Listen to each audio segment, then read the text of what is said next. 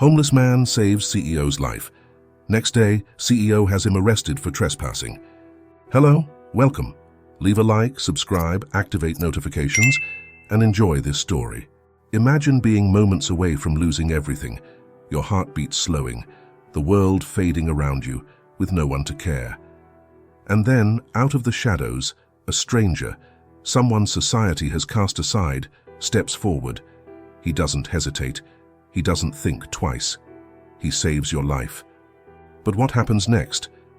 The very person who brought you back from the brink of death is thrown into a situation far worse than you could ever imagine, a cruel twist of fate, a decision no one saw coming. This story will pull you in with questions you can't shake. How did it get to this point? And why does life sometimes punish those who show the greatest kindness?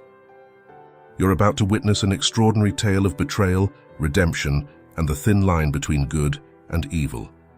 Stay with us, because this isn't just a story, it's a roller coaster of emotions you won't forget.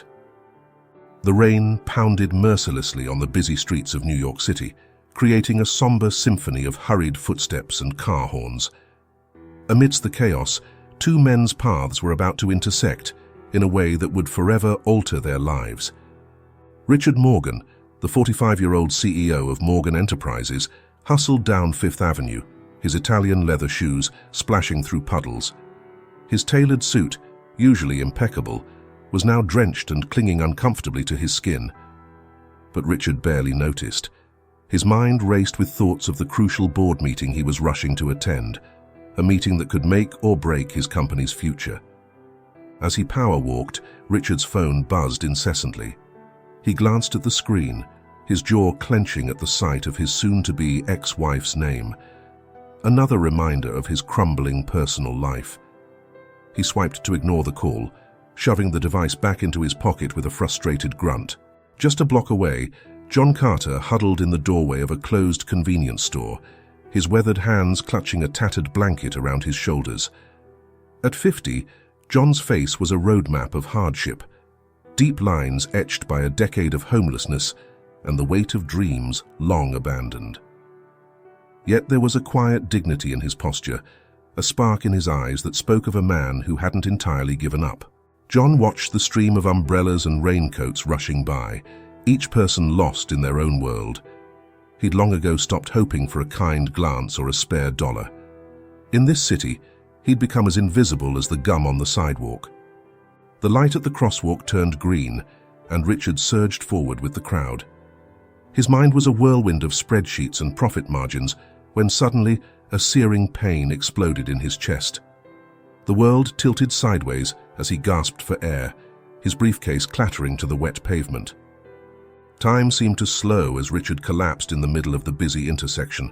Horns blared and tires screeched as cars swerved to avoid him, but the sea of pedestrians parted around his fallen form, eyes averted, no one wanting to get involved. John's heart leaped into his throat as he witnessed the scene unfold. Without a second thought, he sprang into action, his instincts overriding years of learned helplessness. He sprinted towards Richard, ignoring the burning in his legs and lungs. "Move! Get out of the way!" John shouted, pushing through the indifferent crowd. He reached Richard's side, just as the man's eyes began to roll back in his head. With strength he didn't know he still possessed, John dragged Richard's limp body out of the street and onto the sidewalk. The rain pelted down harder, plastering John's grey hair to his forehead as he positioned Richard on his back. John's hands trembled as he tilted Richard's head back and checked for breathing. Nothing. "Come on, man. Don't you dare die on me," John muttered, beginning chest compressions. The world faded away as John focused solely on the rhythm. Push, push, push. He could hear his own ragged breathing, feel the crack of Richard's ribs beneath his palms. A small crowd had gathered now, smartphones raised to capture the drama. John ignored them, continuing CPR with a determination that surprised even himself. Why was he fighting so hard for this stranger in an expensive suit? Maybe it was a chance to prove he wasn't worthless, that his life still had meaning. After what felt like an eternity, Richard's body convulsed, and he gasped for air. John sat back on his heels, exhaling a shaky breath of relief. The wail of approaching sirens cut through the air as an ambulance rounded the corner. As paramedics swarmed around them, John melted back into the crowd. He watched as they loaded Richard into the ambulance, the CEO's eyes fluttering open for just a moment. Their gazes met briefly, the savior and the saved, before the ambulance doors slammed shut. John stood there, rain mingling with the tears he hadn't realized were falling. He felt a mixture of emotions he couldn't quite name: pride, hope, and a gnawing sense that this encounter was far from over. As the ambulance sped away, its sirens fading into the distance, the crowd quickly dispersed. New York City resumed its relentless pace, the drama already forgotten by most. But for John, something had shifted. He looked down at his hands, still trembling from adrenaline, and felt a spark of purpose he hadn't experienced in years. Little did John know that his act of heroism would set in motion a chain of events that would challenge everything he thought he knew about himself, about human nature, and about the thin line between success and failure in this unforgiving city. As night fell and the rain finally eased, John made his way back to the small encampment he called home, hidden away in a quiet corner of Central Park. His mind raced with questions. Who was that man? Would he survive? And why did John feel so drawn to his fate? Meanwhile, in the sterile white room of Mount Sinai Hospital, Richard Morgan lay unconscious, machines beeping steadily around him. His assistant, Linda, paced the room, her phone pressed to her ear as she fielded calls from board members and reporters alike. The story of the CEO saved by a homeless man was already spreading like wildfire through social media. As the city settled into an uneasy sleep, two men, one at the top of the world, one at the bottom, were connected by a single moment of humanity. Neither could have predicted how this chance encounter would unravel the carefully constructed narratives of their lives, forcing them to confront painful truths and long-buried secrets. The stage was set for a story of redemption, reconciliation, and the unexpected bonds that can form between the most unlikely of individuals. As dawn broke over the New York skyline, the lives of John Carter and Richard Morgan hung in a delicate balance, teetering on the edge of profound change. The rhythmic beeping of medical equipment filled the private hospital room as Richard Morgan's eyes fluttered open. Disorientation quickly gave way to panic as he tried to piece together what had happened. The sterile white walls and the IV in his arm told him he was in a hospital. But why? "Mr. Morgan, thank goodness you're awake," a familiar voice exclaimed. Linda, his ever-present assistant, rushed to his bedside, her usually impeccable appearance slightly disheveled from hours of anxious waiting. Richard tried to speak, but his throat felt like sandpaper. Linda quickly offered him a glass of water, which he gratefully accepted. What happened?" he finally managed to croak out. Linda's face softened with concern. "You had a heart attack, sir. Right in the middle of Fifth Avenue. The doctors say it was a close call." The memories came flooding back. The rain, the pain in his chest, the feeling of the world slipping away. Richard shuddered involuntarily. "How did I get here? Who?" He trailed off, struggling to remember the details. Linda hesitated for a moment before responding. It was a homeless man, sir. He performed CPR on you until the ambulance arrived. The media is calling him the heroic hobo. It's all over the local news." Richard's brow furrowed. A homeless man? The idea that he owed his life to someone he would normally cross the street to avoid was unsettling. "I see," he said flatly, his mind already shifting to damage control. "Has there been any impact on the company's stock?" Linda blinked, taken aback by his abrupt change of focus. No, sir. If anything, the publicity has been positive. People are touched by the story." Richard nodded absently, his gaze drifting to the window. The New York skyline stretched out before him, a reminder of all he had built and all he stood to lose. The thought of his own mortality, so starkly demonstrated, filled him with a quiet dread. For a brief moment, a flicker of gratitude towards his unknown savior passed through his mind. But it was quickly overshadowed by the avalanche of concerns about his business empire, his public image, and the vultures who would be circling if they sensed any weakness. "Linda, I need you to get in touch with our PR team," Richard said, his voice growing stronger. "We need to get ahead of this story and find out who this man is. We should probably make some sort of gesture." As Linda nodded and began tapping away on her tablet, Richard closed his eyes, trying to center himself. He was alive, yes, but at what cost? The thought of being indebted to a street person made him deeply uncomfortable. Meanwhile, across town, John Carter was huddled in his usual spot, a cardboard sign propped up beside him. But today was different. People who normally hurried past without a glance were now stopping, staring, and whispering. Some even approached to shake his hand or offer him money. John shifted uncomfortably under the attention. He hadn't saved that man for fame or reward. He'd done it because it was the right thing to do. The same instinct that had driven him to action on that rainy street now made him want to disappear from these prying eyes. As the day wore on, John found himself dwelling on the man he'd saved. He wondered if he had survived, if he had a family, if he knew how close he'd come to death. There was something about the whole encounter that nagged at John, a feeling he couldn't quite shake. Making a decision, John gathered his meager belongings and began the long walk towards the towering skyscrapers of Midtown. He didn't know exactly where he was going, but he felt drawn to find out more about the man whose life he'd saved. As John approached the gleaming headquarters of Morgan Enterprises, he felt woefully out of place. Security guards eyed him suspiciously, and well-dressed employees gave him a wide berth on the sidewalk. But John pressed on, driven by a mix of curiosity and an inexplicable sense of connection.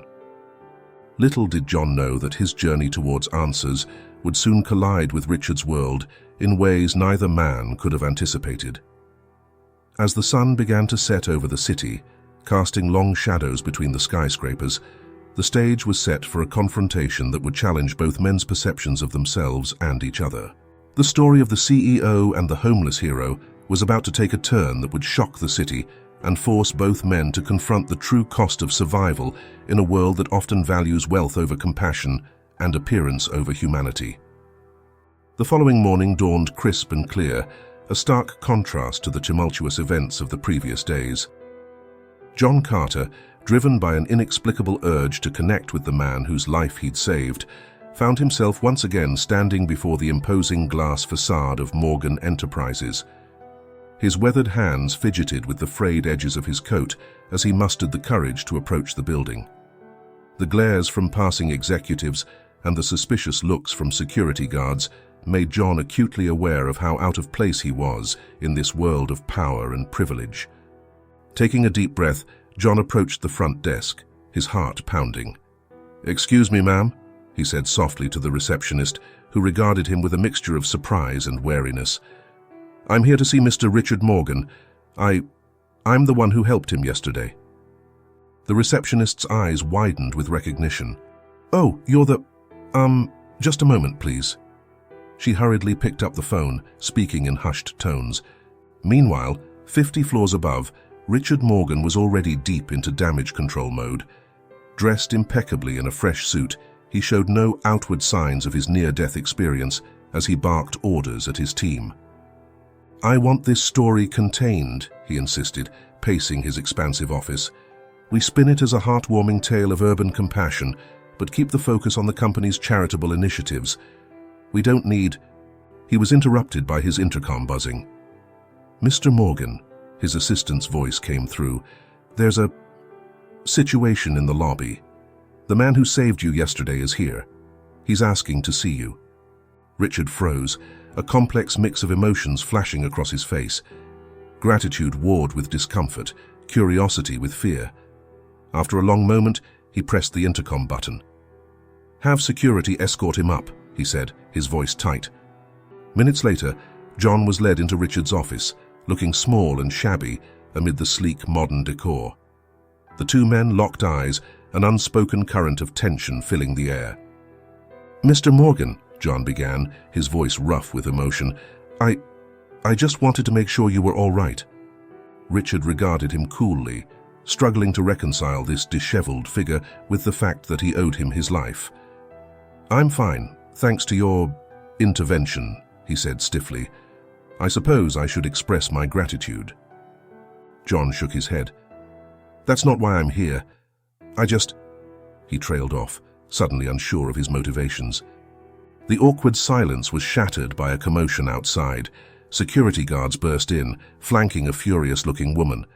"Richard!" she shouted, her eyes blazing. "You can't just ignore me and pretend everything's fine." Richard's face hardened. "Amanda, this is completely inappropriate. We can discuss our divorce proceedings through our lawyers." John stood frozen, feeling like an intruder in a private drama. But as he watched the scene unfold, a strange sense of familiarity washed over him. Something about Amanda's eyes, the set of her jaw. Suddenly, a fragment of memory burst into John's mind. A faded photograph, a young girl's smile, a name long forgotten. His breath caught in his throat as the impossible truth dawned on him. "Mandy?" he whispered, his voice barely audible. Amanda turned, ready to snap at the interruption, but the words died on her lips as she saw John. Her eyes widened in shock, then filled with tears of recognition. "Uncle John," she gasped, her voice trembling. The room fell silent as the weight of this revelation settled over everyone. Richard looked between them, confusion and anger warring on his face. "What the hell is going on here?" he demanded. John stood rooted to the spot, overwhelmed by the flood of memories and emotions. I think I'm your brother-in-law," he said softly, his eyes never leaving Amanda's face. The atmosphere in the room shifted dramatically, charged with shock, disbelief, and the dawning realization of a connection none of them could have anticipated. As security guards looked on in confusion and Richard's assistant hovered anxiously by the door, the three central figures of this unfolding drama stared at each other, each grappling with the implications of this unexpected reunion. In that moment, the carefully constructed walls of Richard's world began to crumble, and John found himself thrust into a family drama he never knew existed. The stage was set for revelations that would challenge everything they thought they knew about themselves and each other. The story of a simple act of heroism had suddenly become infinitely more complex, weaving together threads of family, fate, and the long-buried secrets that can resurface in the most unexpected of ways.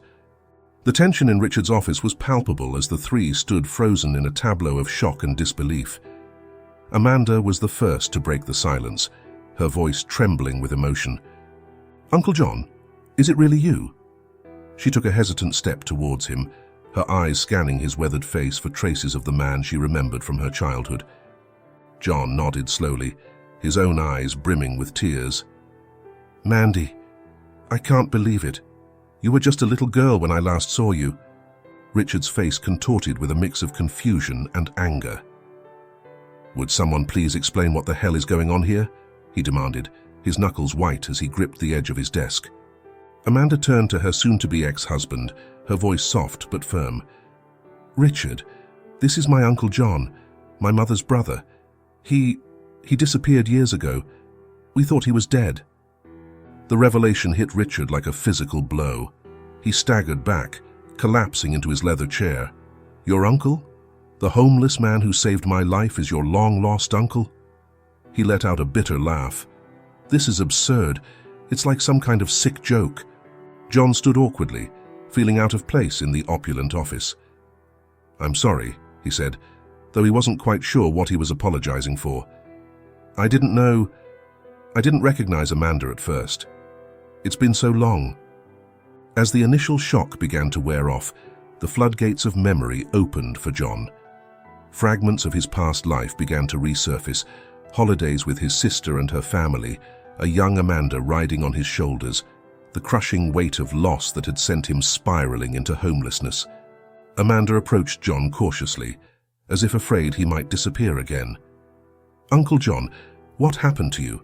Why did you leave? Mum was devastated."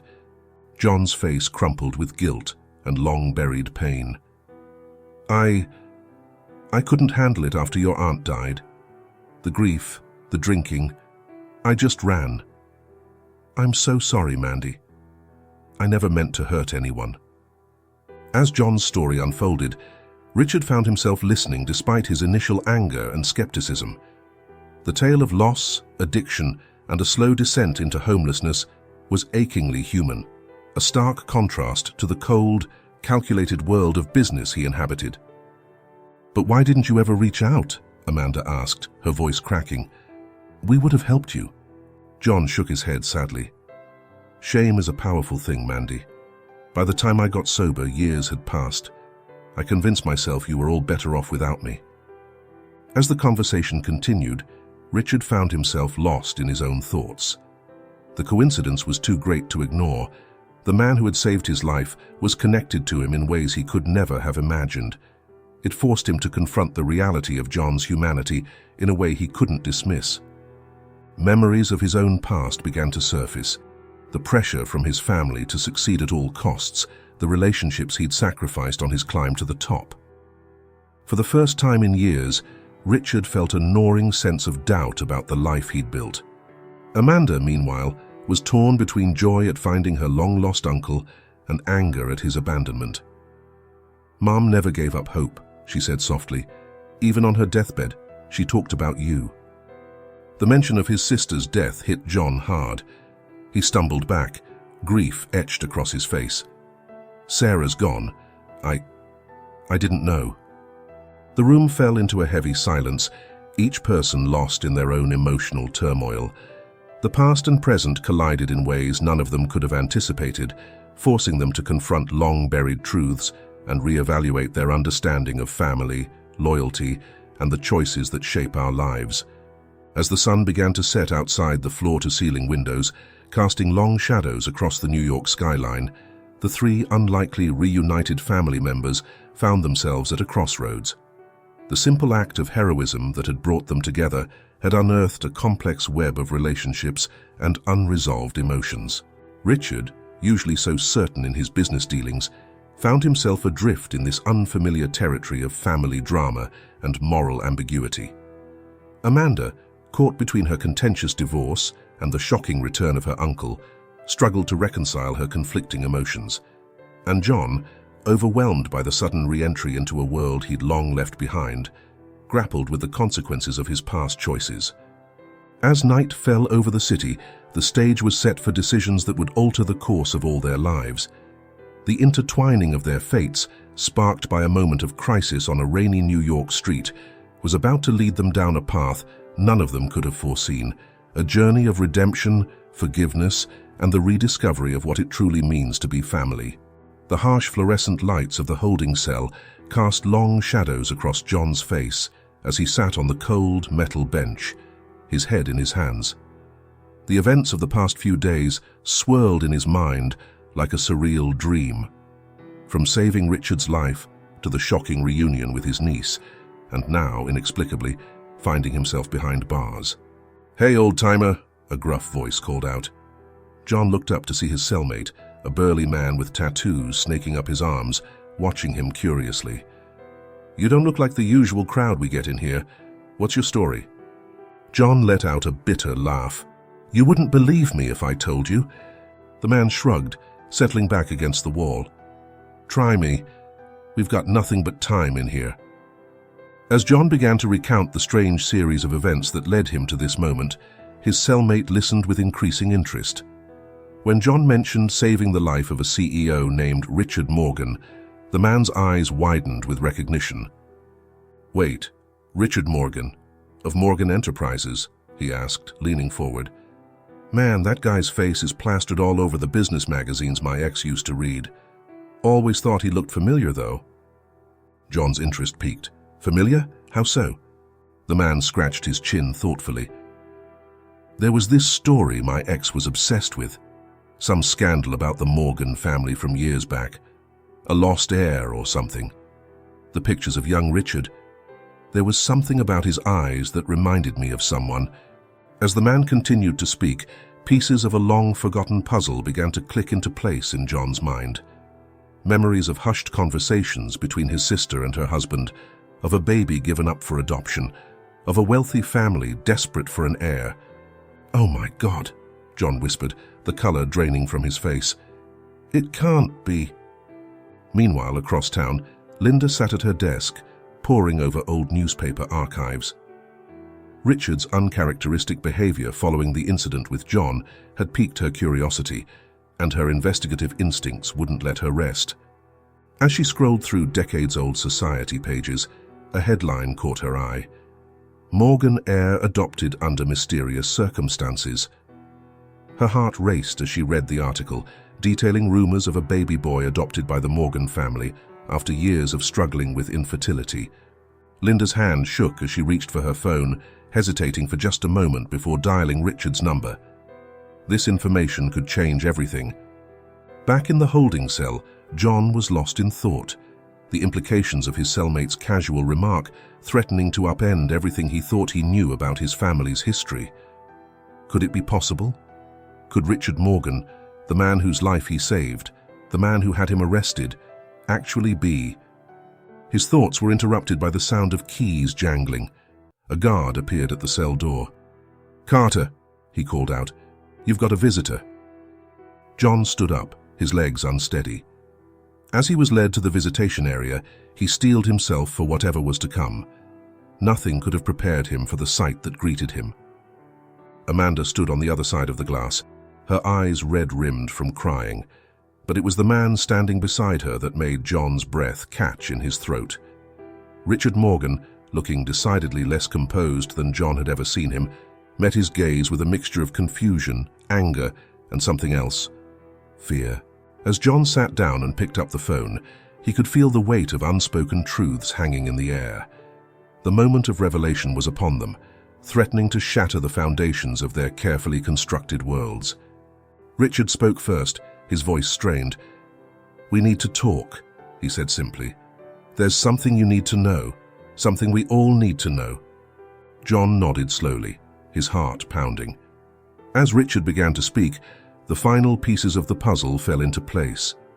The truth, hidden for decades beneath layers of secrets and lies, was finally coming to light.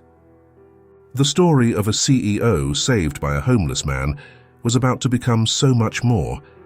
A tale of long-lost brothers, of choices made and paths not taken, of the invisible threads that connect us all. As the truth unfolded in that stark visitation room, 3 lives hung in the balance, forever changed by the power of a single act of kindness and the unyielding force of destiny. The visitation room fell into a heavy silence as Richard's words hung in the air. John gripped the phone tightly, his knuckles white, as he processed the bombshell that had just been dropped. "Brothers?" John whispered, his voice barely audible. "You're saying we're brothers?" Richard nodded stiffly, his usual composure cracking under the weight of the revelation. "DNA tests confirm it. I was adopted by the Morgans as an infant. Your sister, our sister, she was my birth mother."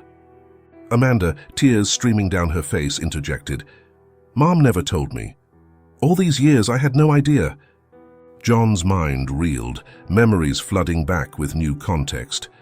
The hushed conversations, the unexplained tension during family gatherings, his sister's inexplicable periods of deep sadness, it all suddenly made sense. "Why?" John asked, his voice gaining strength. "Why did she give you up? Why keep it a secret all these years?" Richard's jaw clenched. "Apparently the Morgans couldn't have children of their own. They approached your sister, our sister, when she was young and unmarried. They offered her a way out, a chance to give her child a better life." His voice dripped with bitterness at the last words. John felt a surge of anger on behalf of his late sister. "And you never knew? All these years, living in luxury while your birth family struggled?" Richard's eyes flashed. "Don't you dare judge me," he snapped. "I didn't ask for any of this. I built my own success, my own life." "A life where you'd have a man arrested for saving you?" John retorted, his own anger rising. Amanda intervened, her voice trembling. "Please, both of you, this isn't helping." The tension in the room was palpable as the 2 men glared at each other through the glass. Decades of divergent lives, of choices made and paths not taken, seemed to crystallize in that moment. John took a deep breath, trying to calm himself. "So what now?" he asked. "You've dropped this bomb on us. What do you expect to happen?" Richard ran a hand through his perfectly coiffed hair, a rare display of uncertainty. "I don't know," he admitted. "I never expected any of this. Finding out my real identity, nearly dying, discovering my homeless savior is actually my uncle and brother. It's all too much." For a moment, John saw behind Richard's carefully constructed facade. He saw a man grappling with his entire identity being upended, just as John was. In that fleeting instant, a spark of empathy flickered between them. "I can't change the past," Richard continued, his voice softer now. "But maybe we can figure out where to go from here, together." John leaned back, studying Richard's face, his brother's face. He saw echoes of their shared heritage, of the sister he'd loved and lost. Could they bridge the vast gulf between their lives? Could they forge a connection after all these years? Amanda, who had been quietly observing, spoke up. "Uncle John, Dad," she said, addressing both men, "I know this is overwhelming, but we're family. Shouldn't that count for something?" The word family hung in the air, laden with meaning. For John, it stirred memories of warmth and belonging that he'd long since lost. For Richard, it represented a concept he'd always viewed through the lens of obligation and expectation. John finally broke the silence. "I won't pretend this is easy," he said slowly. "We can't erase years of separation and different lives. But," he paused, meeting Richard's eyes, "if you're willing to try, so am I." Richard nodded, a complex mix of emotions playing across his face. "I'll have the charges dropped immediately," he said, "and then we'll take it one step at a time." As the visit came to an end and John was led back to his cell, his mind whirled with the implications of what had just transpired. His life, which had seemed so set in its ways, had been turned upside down in a matter of days. Meanwhile, Richard and Amanda left the prison, both lost in thought. The sprawling city stretched out before them, a testament to the vast divide that had separated their family for so long. But as they drove back towards the glittering skyscrapers of Manhattan, a tiny seed of hope had been planted. The story of the CEO and the homeless hero had evolved into something far more complex, a tale of long-lost brothers, of secrets unveiled, and of the possibility of redemption. As night fell over New York City, 3 lives hung in the balance, forever changed by the power of truth and the unexpected bonds of family. The road ahead would be challenging, filled with awkward conversations, painful revelations, and the struggle to reconcile vastly different worlds. But in that moment, as the stars began to twinkle over the city skyline, the impossible suddenly seemed within reach. A family torn apart by circumstance and choice now faced the daunting yet hopeful task of coming together again. The early morning sun cast long shadows across Richard Morgan's expansive penthouse as he stood by the floor-to-ceiling windows, lost in thought. The cityscape below, once a symbol of his success and power, now seemed to mock him with its indifference to his internal turmoil. In his hand, he clutched a small, worn photograph, a relic from a past he never knew he had. It showed a young woman, her eyes bright with hope, holding a baby, his birth mother, his sister. The truth he'd discovered threatened to unravel everything he'd ever believed about himself. A soft knock at the door broke his reverie. "Come in," he called out, his voice hoarse from a sleepless night. Linda entered, her usual professional demeanor tinged with concern. "Sir, the board is waiting for your decision about the press conference." Richard nodded absently, his mind elsewhere. The story of his near-death experience and subsequent arrest of his savior had exploded in the media. The board was pushing for damage control, eager to spin the narrative in the company's favor. But now, knowing the truth about his connection to John, the idea of using this story for corporate gain made Richard's stomach churn. "Cancel it," he said abruptly. Linda's eyes widened in surprise. "Sir, the board won't be happy." "I don't care," Richard interrupted, turning to face her. I won't exploit this situation any further." As Linda hurried out to deliver the news, Richard sank into his leather armchair, the weight of his choices pressing down on him. For the first time in his life, he found himself questioning everything: his career, his values, the very foundation of his identity. Across town, in a small, dingy motel room, John sat on the edge of the bed, staring at his reflection in a cracked mirror. After his release from jail, he'd found himself adrift, caught between the familiarity of his life on the streets and the pull of this newfound family connection. A hesitant knock at the door startled him. Opening it, he found Amanda standing there, a tentative smile on her face. "Uncle John," she said softly, "I hope it's okay that I came. I needed to talk to you." As they sat together on the worn motel room chairs, the gulf between their worlds seemed both vast and insignificant. Amanda spoke of her childhood, of the mother she'd known, the woman who was both John's sister and Richard's birth mother. She shared stories that made John's heart ache with loss and love. "I don't know how to reconcile all of this," Amanda admitted, her voice thick with emotion. Richard, he's not the man I thought he was. And you're family, but a stranger at the same time." John nodded, understanding all too well the complexity of their situation. "Life rarely gives us easy answers, Mandy," he said gently. "We just have to do the best we can with what we're given." As the day wore on, all three found themselves grappling with the choices before them. Richard, in his penthouse, faced the prospect of re-evaluating his entire life's work.